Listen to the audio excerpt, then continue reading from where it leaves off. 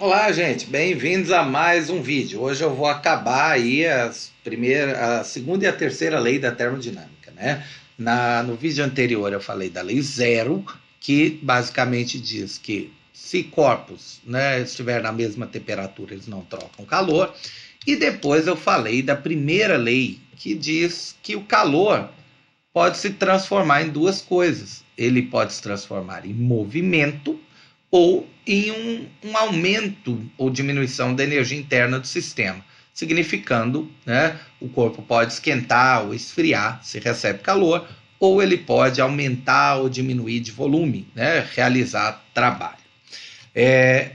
Essa primeira lei, que diz que a energia se conserva, é uma lei positiva, né, gente?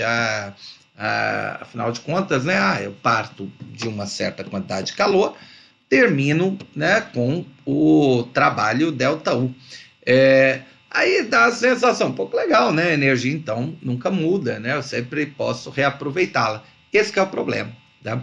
É muito difícil reaproveitar o aquecimento, né? A perda de energia, o gasto, por exemplo, a energia que foi gasta, no caso do motor de um carro, para esquentar o próprio motor, tá?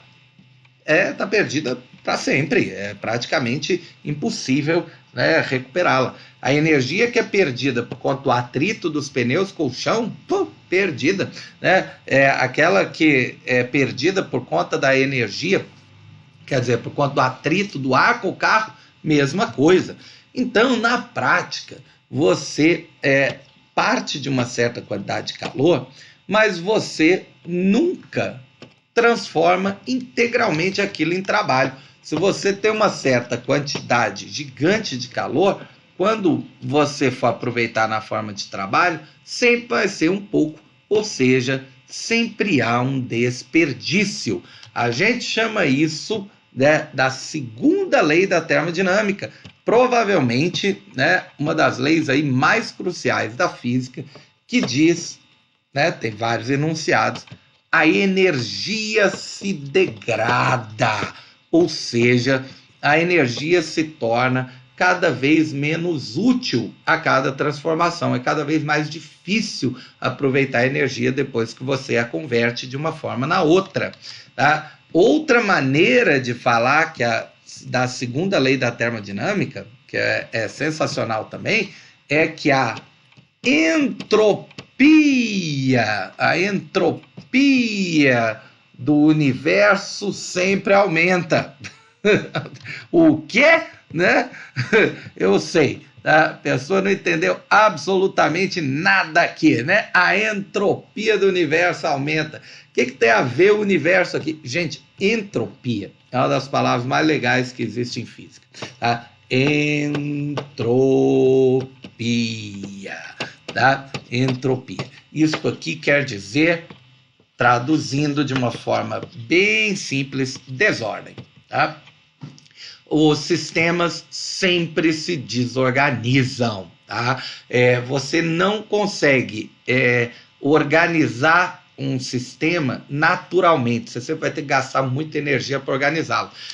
Tradução, né? Você vai, organiza direitinho lá o seu quarto, né? Tá tudo bonitinho na mesma posição, coisa e tal. Ao longo da semana as coisas começam a trocar de posição, né? Em geral, você é o próprio agente, né, dessa desorganização. Chega no fim da semana, você já não reconhece o quarto. Tamanha a entropia, a bagunça, a desordem, né, que foi provocada aí. E esses movimentos são, no fundo, o quê? São transformações energéticas, realização de trabalho.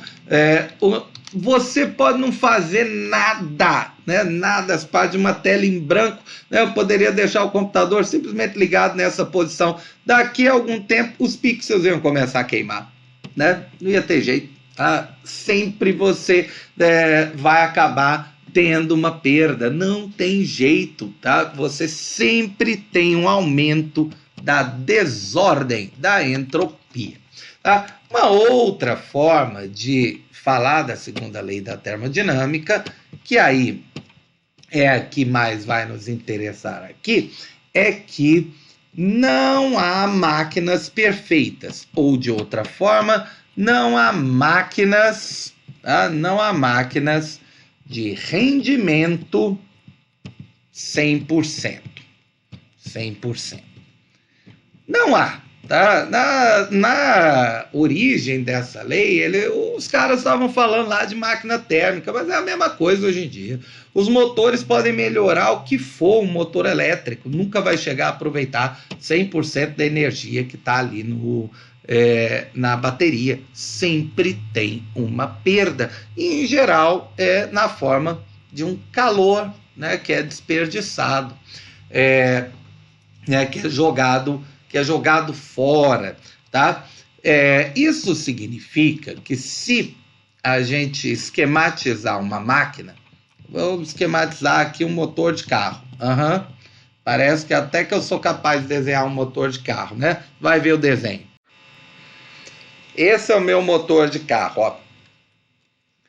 Nós temos uma fonte quente, tá? O que é isso?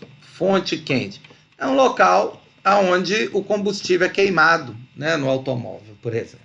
Então, é uma fonte quente.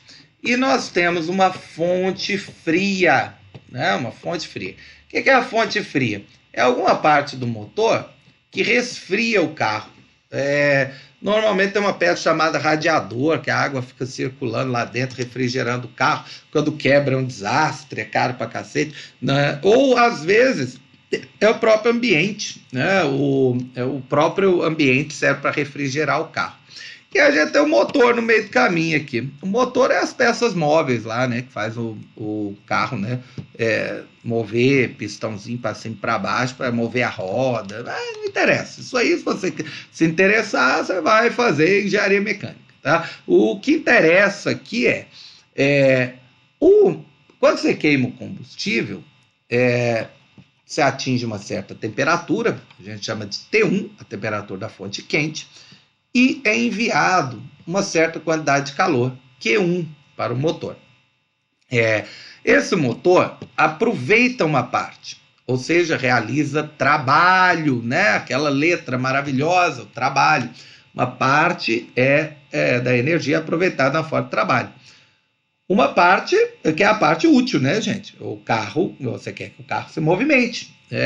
Agora, tem uma parte que infelizmente é perdida, que aquece o ar ao redor, aquece o carro, aquece o motor, é perdido, não tem como aproveitar. Então tem uma parte do calor, Q2, que vai para a fonte fria, que está numa temperatura T2. Gente, isso é frio, né? Obviamente é menor que a temperatura T1. Então, a ideia básica é que, se eu partir de uma certa quantidade de calor e aproveitá-la na forma de trabalho, uma parte vai ser desperdiçada, né, para a fonte fria, jogada fora. Tá? Ou seja, você nunca vai ter um rendimento 100% convertendo esse calor aqui em trabalho. A tradução disso que eu falei, matematicamente, é que o calor da fonte quente nada mais é que o trabalho mais o calor que vai para a fonte fria. E se eu quiser aproveitar isto, não, melhor, se eu quiser pensar em quanto é aproveitado, eu teria o rendimento. O rendimento é indicado por uma letrinha divertida, tá? Uma letra grega, que é um N com uma perninha comprida, que basicamente significa aquilo que você aproveita dividido por aquilo que você gasta. O que é aproveitável é o trabalho, é o movimento. O que é gasto é o calor, né, a queima do combustível. O rendimento é trabalho sobre Q1. Por exemplo, se eu dividir um pelo outro e der 0,60 para facilitar, isso significa 60% de rendimento. Ou seja, de cada 100 joules, né, de calor aqui, eu aproveitaria 60 de trabalho e os 40 externos seriam, né, os 40 que faltam, seriam jogados fora, né, perdidos. O rendimento de um carro, tá?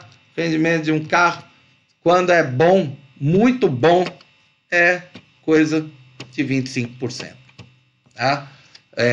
Por isso, um motor térmico é um desastre. Tá? O motor elétrico já chega a rendimentos aí na ordem de 80%, 85%. Então, não tem jeito, né? Daqui a alguns anos, todos os carros vão ser elétricos mesmo, porque é uma barbaridade ficar jogando energia fora, aquecendo o planeta, né? Esse Q2 aí que é desperdiçado, aquece o planeta, tá? Agora, claro que o pessoal já pensou, né, em melhorar essas máquinas. O problema é que uma coisa é a teoria, outra, né, é a tecnologia, demora. Mas existe um rendimento máximo teórico, tá? A gente nunca atinge isso aqui. Esse rendimento máximo foi previsto por um indivíduo chamado Carnot, tá? No século XIX, e ele previu um tipo de máquina específica, né? Um motor específico que funcionaria com esse rendimento máximo. A gente está nem perto de chegar no rendimento de Carnot no caso de automóveis. Tá? Ele conseguiu demonstrar que o rendimento máximo poderia ser dado por essa equação aqui. 1 menos T2 sobre T1. Sabe onde isso aparece? Na prova do PAS. Eles adoram isso aqui, tá? Adoram essa equação. Esta equação quer dizer que se eu tiver a temperatura da fonte fria e a temperatura da fonte quente, eu consigo estimar qual vai ser o rendimento da máquina, o máximo possível. Então, por exemplo, se eu queimo gasolina, e para facilitar, tá? Vou botar uns valores aqui. A temperatura da queima chega, sei lá, vamos botar aí, não tenho muita ideia também, né? Vamos botar 527 graus, né? Uma temperatura altíssima lá dentro do motor, tá? 527 graus Celsius. E vamos supor que a água que está refrigerando lá o motor está, por exemplo, a 127 graus, né? Não parece, já ferveu há muito tempo, né? Mas é só para facilitar. Gente, primeiro, para aplicar aquela equação, tem que botar tudo em Kelvin, tá? Como é que passa para Kelvin? Soma 273. Isso aqui daria 400 Kelvin, tá? E este aqui daria 273, 600, peraí, só um minutinho, vai 527, a gente soma com 273, vai 600, 800 Kelvin, ó que beleza, né? Converti aí para Kelvin, 800 Kelvin. Então vamos pensar agora em qual é o rendimento máximo, né, que um carro poderia ter. Seria o seguinte, rendimento máximo, 1 menos T2 sobre T1. T2 é a água que refrigera, está lá em 400 Kelvin. E T1 é a queima, né, do combustível, está lá, 800 Kelvin. 1 menos isto, 400 sobre 800, pode fazer na calculadora, dá 0,5. Então, a gente vai ter 1 menos 0,5, que dá o rendimento máximo de 0,5, né? 1 menos 0,5 dá 0,5. O que é isso? 0,50. 50% de rendimento máximo. Os carros atualmente estão aí na faixa de 25, 28 de rendimento. Ainda dá para dar uma melhoradinha, mas nunca vai chegar nisso aí. E mesmo que chegue, repare, né? Só metade que a gente vai aproveitar. Então, a tecnologia, sem dúvida, né, tem que mudar. Isso é a segunda lei, gente. E para terminar, a gente tem a terceira lei da termodinâmica. Essa daqui, se você sair procurando na internet, tem cada definição doida, tipo a entropia de um cristal perfeito é nula no zero absoluto, umas coisas que ninguém entende, tá? O jeito mais fácil de entender a terceira lei é o seguinte: lembra do zero absoluto? Tá? O que é o zero absoluto? Né? É aquela menor temperatura, né, que vale aí cerca de menos 273 graus Celsius. Isto aqui é inatingível, tá? É isso que a terceira lei da termodinâmica diz. A gente não consegue atingir o zero absoluto. Se uma máquina funcionasse, né, no zero absoluto, tá, ela teria rendimento máximo, 100%. Mas é impossível atingir isso aí, então não tem máquina perfeita, máquina térmica perfeita de jeito nenhum, tá? Eu vou fazer depois alguns exercícios, né, para explicar melhor, né, essa ideia da segunda lei da termodinâmica. Mas por hoje é só. Grande abraço, falou, até mais.